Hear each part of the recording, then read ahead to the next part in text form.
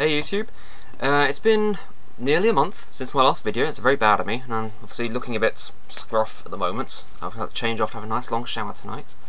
This is my pretentious Running Wolves mug. It goes in my, you know, wind catchers and dream chimes. But I thought I'd do a quick Wombleblog. I haven't done an awful lot of interesting stuff this month. I've been doing a lot of sort of maintenance-y stuff. Realised I've got an awful lot of crap around. I have been doing around the workshop, but I have been in my living space having a bit of a clear out, and I've probably got rid of a few tons of stuff, so not fond of Fight Club anymore. Used to be a big fan of that movie, but it did, you know, realise someone used the word nihilism, and I'm like, oh yeah, you know, use that mantras they come up with it in it, like what was that one?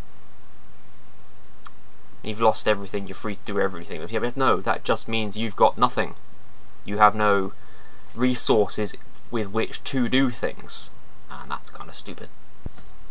But I'd always do quite like that. There's one that always sticks with me, and that's oh, you know, the things you own always end up owning you, and that's kind of like you always feel responsible. You've always got to move things around because they're your things, and no matter whether you use them or not, they're yours. That you have that possession, and by having that possession, you've got to take care of them.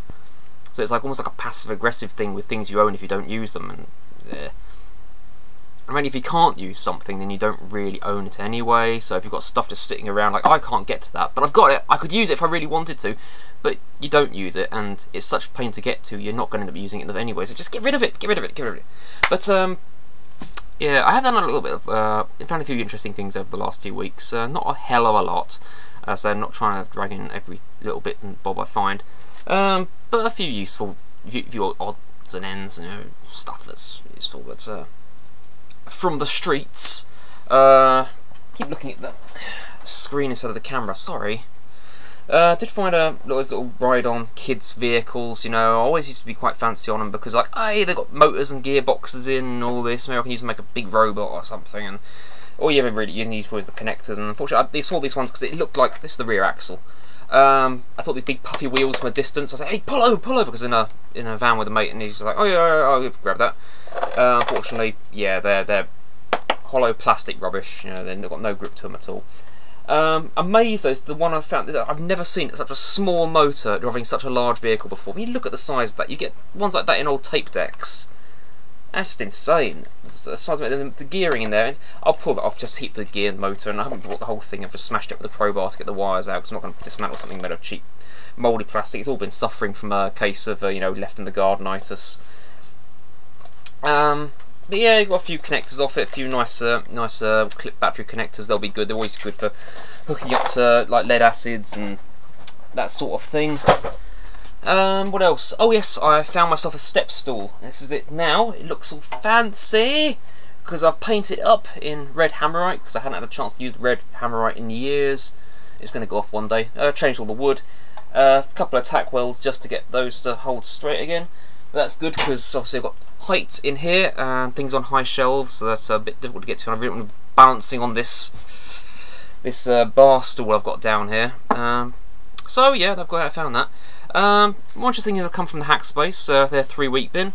Nice little set of what I believe are speakers. They look quite fancy ones. I have no idea what this is for. I suspect it's from a waterproof amplifier, probably from an iPod or something like that, because it's missing a few parts. Someone's probably had them already. There's a small lithium-ion battery pack there. The speakers are hollow backed. Nice aluminium cone dome things. There's a couple of connectors there. They probably go to some sort of interface board or transmitter receiver board, I don't know. It does have a microphone on it of all things, so I was quite surprised about that. But by and large, I don't know, I couldn't find anything really identifying on it, nothing on any of the circuit boards identified brand or model or anything, so a bit of a mystery, but the speakers out of that might be quite nice or something. Also, same day, found a set of broken headphones. Unfortunately, my headphones indoors are broken, so I'm onto the little earbuds again. not too keen about wearing. I feel there's a bit of a hygiene issue wearing other people's headphones, and these are a bit worn, so they've been there for a while. But these aren't just. I was like, if they were just regular headphones, wouldn't even bother. You know, wouldn't even bother to salvage the cable. But these aren't. They've got little controls on, and when I looked them up, yep, they are in fact noise cancelling headphones. So what I'm thinking about doing with these is getting a nice set of, you know, just ear protectors, and transplanting the electronics and the cones into the drivers, rather into a set of ear protectors, and make something out of them a little bit more sturdy. Because you see, it's just a thin little bit of plastic there's snapped, and that's, yeah, it's just probably gone over. I mean, just like that, I bought another cheap set of headphones, and they just snapped in these extendy bits anyway. So, yeah. Not exactly a recent find, but I did find out where I'd left this. It's actually the touchscreen controller from a fruit machine. Serial interface, so it's not amazing, but I'm keeping it around in case it will work with one of those touchscreen panels I found a long while ago. More interesting, so actually, no, let's get this one out of the way first. Most of the guts of was it a Sony Cybershot. Nice little motor that runs the shutter controls there. That's quite cute. That might be useful for something maybe robotic based, we'll see. The Viewfinder, it's a physical viewfinder, actually has a tiny little stepper motor on it. I know last thing I was calling steppers servos and vice versa. This is definitely a stepper motor. It goes in the get, and it adjusts a cam in there which keeps the focus in. Something that might be good for you know, changing focus on small webcams or something. Unfortunately, this one is missing a very tiny gear. Unless I can find a matching gear, this is useless. But I'll know if I see one of those cameras go in spare to grab them and use that mechanism. Okay, fancy stuff though. Fancy stuff. One gamma ray detection tube. Yeah, it's actually a, I believe it's a 10-stage photo multiplier tube in there. Sorry, I've left Skype's audio on. Sorry. Yeah, it's got a bit of a dent in it, but doesn't seem to damage any electronics. I don't know if the tube itself is still good, because your tubes, they're under vacuum, heavy vacuum, and the slightest crack, even just age, the air will leak into them and they'll decay, and you lose the photocathode. It oxidizes. And up in this end, there'll be a bit of special plastic which releases very tiny bursts of light when impacted with gamma radiation, which is of course magnified by the image intensifying tube, which is picked up at the end here by like a photon counting arrangement. It would just be peaks on an oscilloscope there, or some other driving electronics. It's got focus and high voltage, and yeah, it's supposed to be run on 750 volts apparently. It's a Micron tube. Was it a Micron P14? Serial number AC-877, made in the USA. Or is it the actual tube here? That's that end there. The actual tube is a 1.5 M2/2, which I believe is a 2x2 cubic centimeter element at the front here.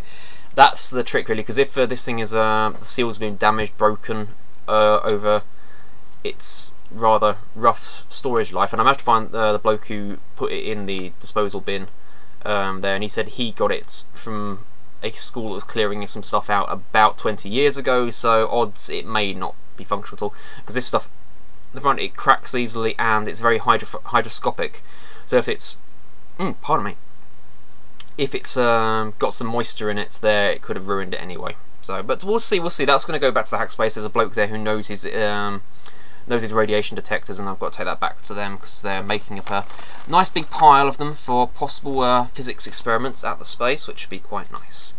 Other surprise thing someone had dumped in the 3-week bin. It's a well, physically damaged force trainer headset. If you know about these are things that they're part of the Mindflex range of associated toys, where you're supposed to learn to control the frequency of your brainwaves, and your brainwaves in turn will control a simple thing, which usually is a fan which blows a ball up and down a tube, or will blow a ball up and down while you'll suspend it in airflow, and you've got to like concentrate it up and down to get it through different loops and obstacles and so on. But these things will be quite readily hacked. There's, I think it's, yeah, there's some extra cabling on here. Actually, I wanted to go and tidy up. I don't know what the connector. There's a header there which doesn't seem to connect to anything. It's on all the photos I can find of things. It doesn't see what it connects to. I'm presuming it's some sort of programming interface in the factory which they've gone on overkill with. But it's that circuit board there, that little one there, that's the one that actually does the brainwave stuff, and it's got a serial output. This here is something like a Bluetooth module, and that there's something to translate the signal between the two. So really all you need is that little circuit board there.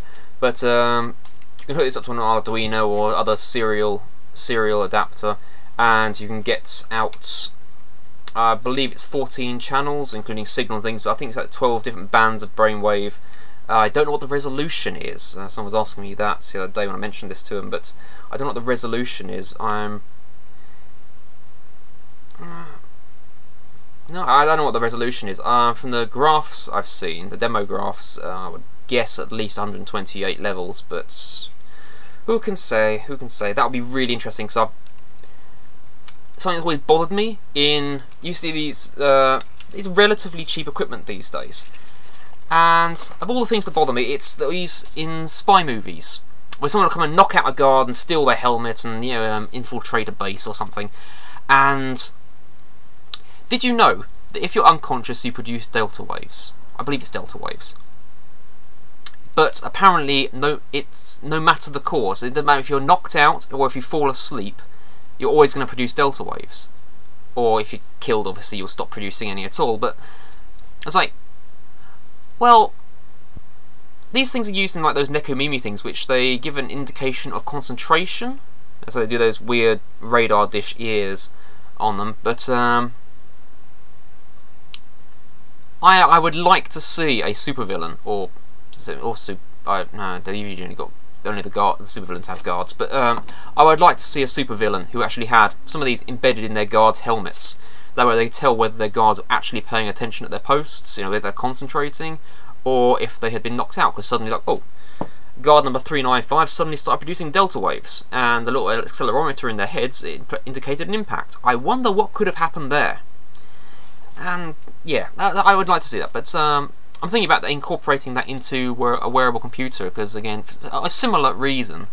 One, it'd be interesting to log my brainwaves throughout the day, but obviously in a different housing, that would look pretty. That would, yeah, even for wearable computers, that would look pretty odd wearing that 24/7. But I would like there as a sort of a black box arrangement. You know, if it suddenly loses brainwaves, or if I suddenly stop outputting delta waves, it's like, okay, quickly automatically post all this, the last 30 seconds of everything that's been happening to you, automatically post it to the internet, no matter what. You know, it's like something's obviously happened, and I think that'd be quite good. Yep, I'm going to try and get work blogs up on the other accounts next couple of days. I'm obviously behind, and it's